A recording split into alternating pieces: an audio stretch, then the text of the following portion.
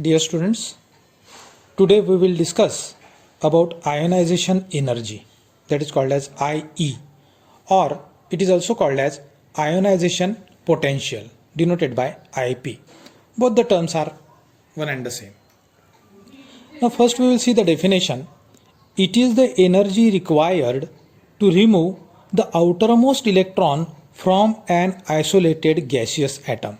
So I have drawn here a diagram just to understand. You need not to write this, you have to write this one.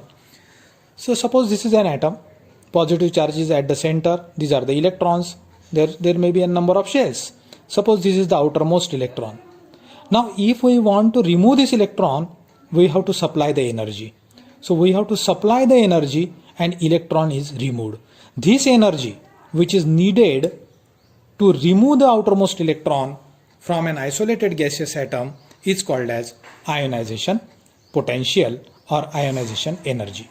It can be denoted, suppose M gaseous, it is an atom, gaseous atom. I1 is the first ionization energy, means energy needed to remove the electron, this one. So you can write M gaseous plus I1, that is ionization energy. What will be the outcome? Electron will be lost, therefore you will get a cation, M plus gaseous plus an electron is given out. This is a simple definition. So how can we define it?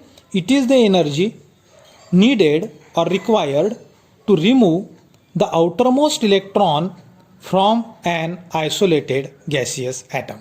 So it is the energy required, and this energy is called as the first IP or the first ionization energy.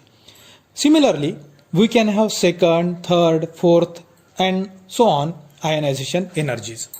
So how to understand this? Now we have come to know that M gaseous plus first ionization energy gives a cation plus an electron.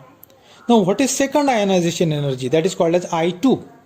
So it is M plus G, that is the cation which is formed, plus second IP, that is the another energy needed to remove electron from this cation. Now naturally it will be greater than I1, because now you have to remove an electron from a cation.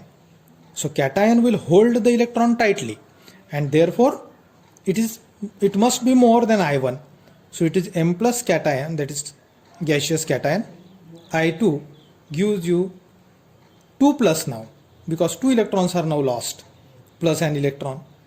Now third ionization energy will be the energy needed to remove electron from the cation, which is doubly charged, 2 plus. We have to remove electron from here. So I3 will be greater than I2. So what will be the outcome? That will be M3 plus gaseous plus an electron. So these are the subsequent ionization energies. And the order of increase of values of ionization energies will be I1 will be lowest, then I2, then I3, then I4 and so on.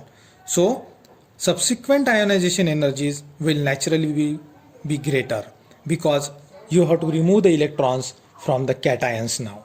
So this is all about the definition of ionization energy.